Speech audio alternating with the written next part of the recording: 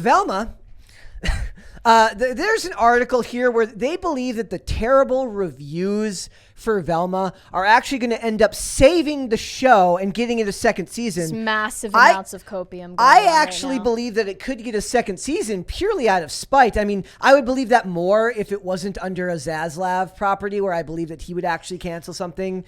I don't believe that Zaslav is just going to give anybody a second season just to own the cons. What do you call them? Own the cons? Is that a thing? I don't know. You know what I'm saying, though. They're saying here basically that even though it has a 1.3 out of 10 on Rotten Tomatoes, the fact that it has a 127% spike in popularity, which we talked about before, could indicate that it could get a second season. Meh. Parrot analytics is not a reasonable way It's of about social media engagement. Yeah, it doesn't actually count all of the like I looked in vain for like actual viewing figures, saw nothing. Like all we're getting is the Parrot analytics, which take in viewing plus social media engagement. It's not the same thing. I mean, if they were good, they'd be bragging about it. Exactly. Well, My question is, they are bragging about it. They are saying it's like the highest rated animated series on HBO Max. But if that was true, we would have gotten a second season announcement by now. You mean viewed, not rated, right? Viewed. It's got like 1 out of 10. Also, but you can't believe any of those. Anytime like a Netflix or an HBO Max or an Amazon Prime says this is our highest rated this, okay, how am I supposed to prove that? Didn't Netflix take down ratings after the Amy Schumer special got downgraded? I have no idea. Yeah, I think that was that was the sequence of events. My question is, under a leader like Zaslav, how would a first season of Velma even get greenlit? It was already greenlit before he took over. This would have been in the can, likely, and already produced. And he didn't think of shelving it? If it was already done, already produced. I mean, Batgirl was already done. Yeah, but there's a difference between unwatchable. Like, literally, Peter Safran just literally came out recently and said it was unwatchable. Oh, I almost wish it came out just because I'm so Dude, curious. Me too. Because there's so much dog shit content right now that's unwatchable. Yep. Like, I can't imagine how bad this must have been to be like, hey, I know we had this show, but this is absolutely... Do you think we're still part of the problem because we're hate watching it? And I'm not even hate watching it. I'm just bored. We need to roll back the state. I'm just bored. I stand by us not being part of the problem because I think us reviewing it convinces more people that they shouldn't watch it than should. There's a fair argument here that says if Velma was left alone, it would have faded into obscurity, but the large amount of negative attention may have given it new life. That kind of ignores the human condition that when people see cringe and people see awful stuff, they're gonna comment about it. Then you have to call into question the motives behind making something like this. A huge part of this is just like fan fiction come to life. I want to know why audiences, like this niche audience of Tumblr soldiers, just latches on to certain characters, usually supporting characters, and they just need them to be gay. They just need this. They need that character to be gay so badly. Dude, it's going to go on forever now, It would make them lose their will to live if this character wouldn't be gay. It's going to go on forever now, too, because like with the Sarah Michelle Gellar article earlier, where they talk about how, in this article earlier, they talk about how Velma and Daphne shared a steamy kiss that ended up on the cutting room floor because back in 2002, Hollywood was smart enough to know this isn't relevant to this story. It limits our target audience. There's no reason to put that in there. A lot of the problems that are made in Hollywood today now are just problems in the editing room, stuff that could be cut out but they don't cut out. Another thing Sarah Michelle Gellar mentioned about this 2002 live action movie was this line that she said that got cut. She said it to Fred and she was like, "That ascot makes you look gay," and then she storms out of the room. In 2002, I don't know if people realize this. I don't know how she doesn't realize this, having lived it herself. If you called someone gay based on an article of clothing they were wearing, it was an insult. It was a slur. It was not. It wasn't. In fact, inclusive. to me, it still is. Yeah. But especially back in 2002, they that was an insult. This person not says actually claiming that Fred is a homosexual attracted to other men. Yeah. I want to know where all the sane movie producers have gone. So they talk about how I feel like if they had added that kiss, it could have added 15 million at the box office. No, because it would have lost more because it changes the focal point of the show, of the movie. It's not why are they so obsessed with who people are having sex with? It's like Hollywood is addicted. They're addicted to talking about having these characters have sex with one another. It's like it's not that important to the average person. Okay. This one comment said, if it wasn't necessary then in 2002, why is it necessary now? Can we get back to storytelling rather than worrying about which way fictional characters swing? Why do they care? Also, anyone and everyone has an imagination. Maybe if it isn't defined, people can think what they want and float their own fantasies. That's what fan fiction has been for the last 2 decades. And that comment right there is what fuels what you were just talking about the people saying that like they need this character to be gay or they need this character to be this. It's from decades of Hollywood producers actually doing their job properly and creating art that had open tones, which you could interpret any way you want. Velma could have been interpreted any way you wanted. There's tons of characters in Hollywood lore that have, like they mentioned with Dumbledore. Dumbledore never needed to be addressed as gay or straight. You could assume, you could wonder, but it never actually needed to be clarified that that is what he was. And that's the beauty of detailed, nuanced Hollywood storytelling. It doesn't insult the audience, and it leaves room for imagination. They don't want to leave anything up for imagination anymore because they're creatively bankrupt. I think that their argument would be, if the romance between Fred and Daphne can be made explicit, why can't the same thing between Velma and Daphne be made explicit? And the difference is, nowadays when they're doing it in this HBO Max series, it's to spite the audience and not to appease them. Yeah. The audience that wants Daphne and Velma to get together are the ones that watched them cosplaying in porn. Yeah. They're not the ones who are actual fans of the source material. I'm just over it. It's a big difference. And for something like this, also, I would wonder if, like, back to the first article, they talk about how what might happen is people could tune into Velma and check it out and realize that it's not as bad and realize that it's not as bad as people say it is, and then they'll stick around. No.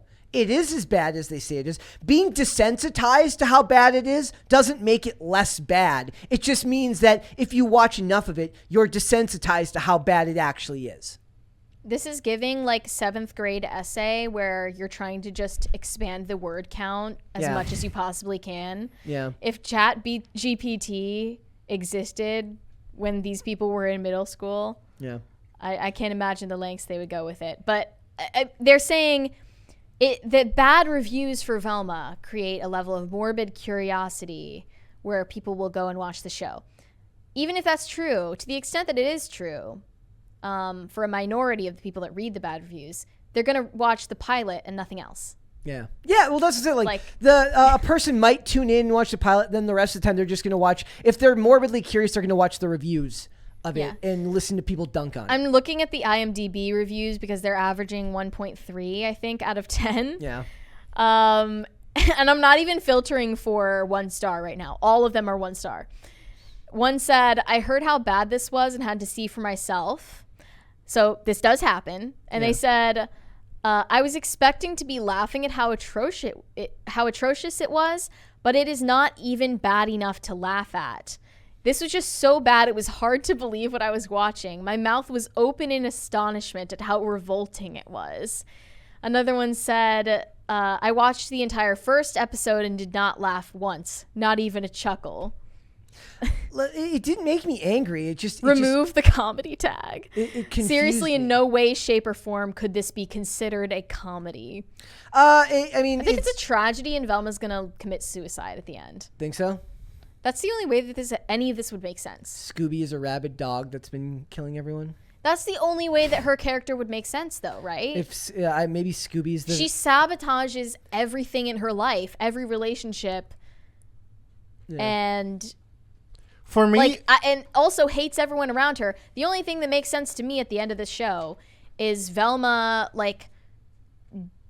doing some kind of mass shooting and then than like killing herself. Okay. So for me, the most telling moment of the show, again, I haven't watched it, but funny enough, I've sat down through all your reviews. Yeah. As you guys are doing shocked. them. And it was they gave Fred feminist literature. And so as a result, he fell in love with Velma. But it's like, she's still a rude, mean prick. Yeah. So, I mean, making the fact that she's a feminist does not make her an unreprehensible human being. So I don't get what the message is saying. So like, oh, she's a feminist, thus worship her, without any. These people have turned into the edgelords that they claim to hate because they get off on the feeling that's like, oh, are you offended? Are you scandalized? Yeah.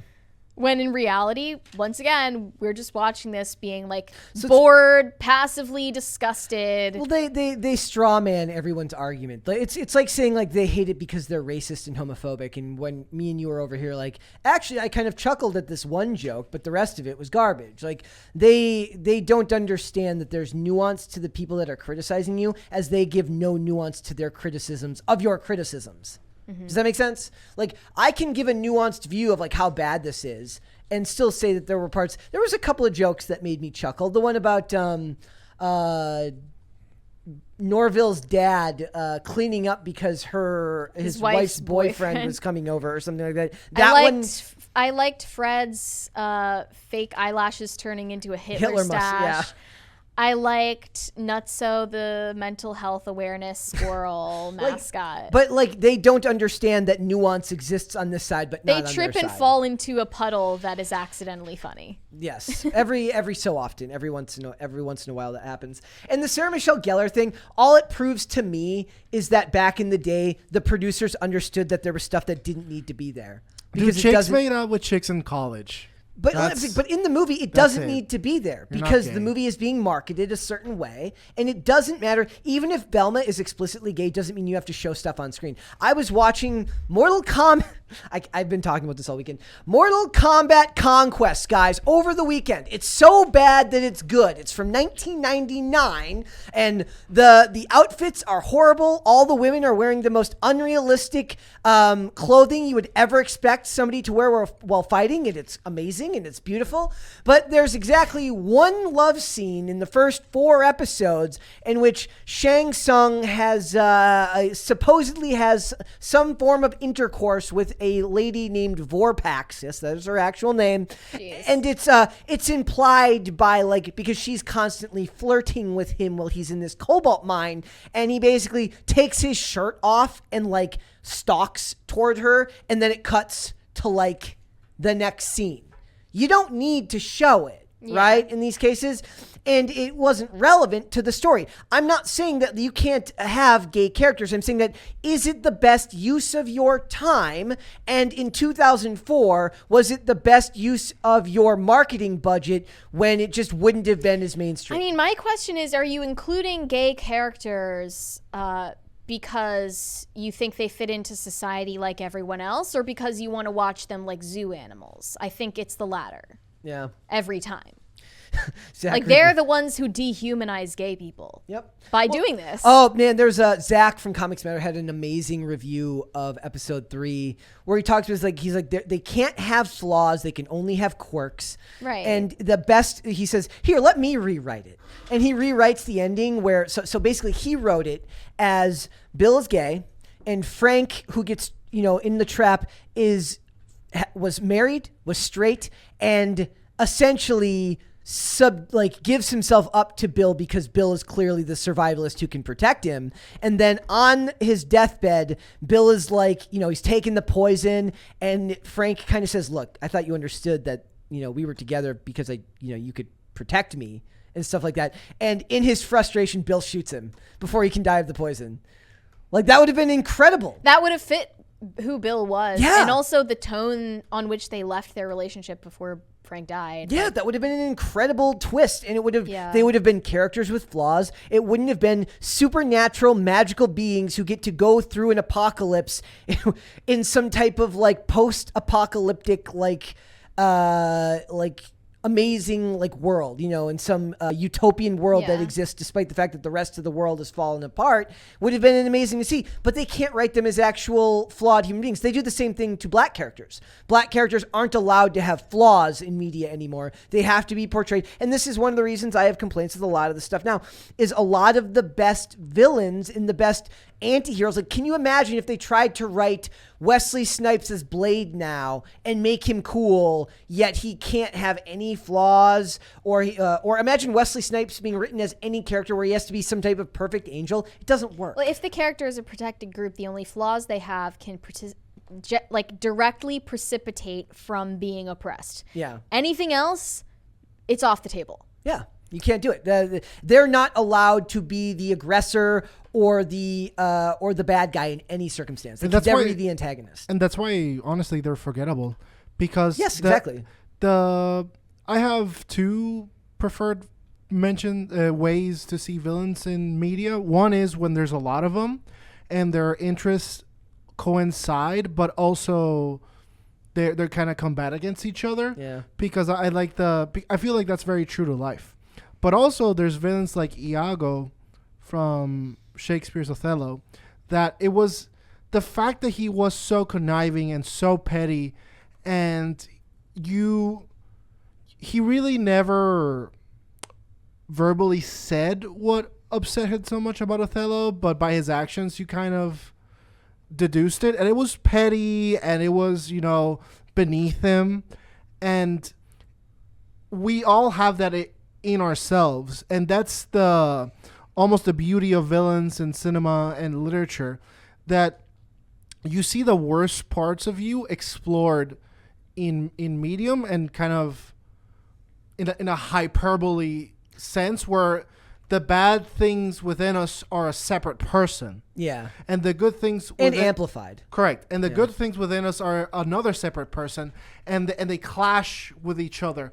And sometimes good prevails over evil, and sometimes evil prevails over good.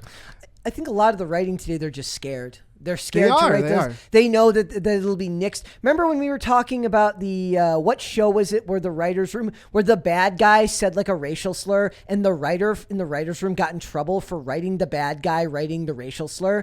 Imagine that type of handcuff being on you as a writer and expecting good material to come out of it. Remember that, Mary, when we were talking about that?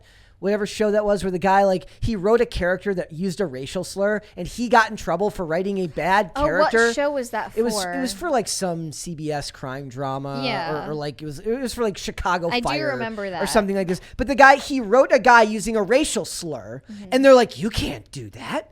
You must be racist for writing." He's like, "Look, it's the bad guy." Yeah, so seriously. if we take that viewpoint of Hollywood writing, and then we expect them to be able to write creatively and not with an agenda, not with handcuffs like that, never gonna happen.